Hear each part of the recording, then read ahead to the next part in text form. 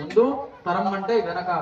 ఎక్కడున్నటువంటి వాళ్ళు అంటే నా వంశంలో నా రక్త సంబంధికులు అన్నదమ్ములు కానీ, నా కొడుకులు కానీ, నా పుత్రులు కానీ ఎక్కడ ఉన్నటువంటి వాళ్ళు నరకాదుత్తీరణ, నా వంశంలో ఉన్నటువంటి 10 వంతుల వాళ్ళు నరకాదుత్తీరణ మమ సర్వే జనాశ్చ, నాకు సంబంధించినటువంటి యొక్క రక్త సంబంధికులు ఎవరైతే ఉంటారో వాళ్ళని శాశ్వత వైకుంఠ లోకానికి వెళ్ళమని. మనము స్వర్గం అనుకుంటాం, స్వర్గం కాదండి. స్వర్గం కంటే పైన ఇంకోటి ఉంది, వైకుంఠ ప్రాప్తి. అది తప్పితే ఇంకోటి లేదు. అంతకు మించినటువంటి యొక్క ఇది ఇంకోటి లేదనమాట.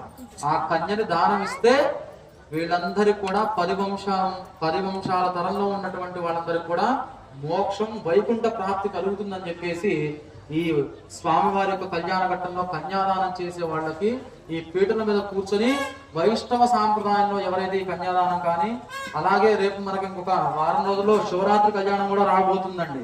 అక్కడైనా సరే ఎవరైతే ఈ కన్యాదానం చేస్తారో వాళ్ళకి ఆ రక్త సంబంధికులకి ఎక్కడ ఉన్నటువంటి వాళ్ళు నరకంలో ఉన్నటువంటి వాళ్ళకు కూడా విముక్తి కలుగుతుందని చెప్పేసి పాంచరాత్ర ఆగమ శాస్త్రం అనేది చెబుతూ ఉందండి. ఆ క్రతువే, ఆ ఘట్టమే, ఆ మహాసంకల్పమే ఇక్కడ నిర్వహించడం జరుగుతుంది. అందరూ కూడా నమస్కారం చేసుకోండి. చివరిలో మీ చేత అనిపిస్తాను.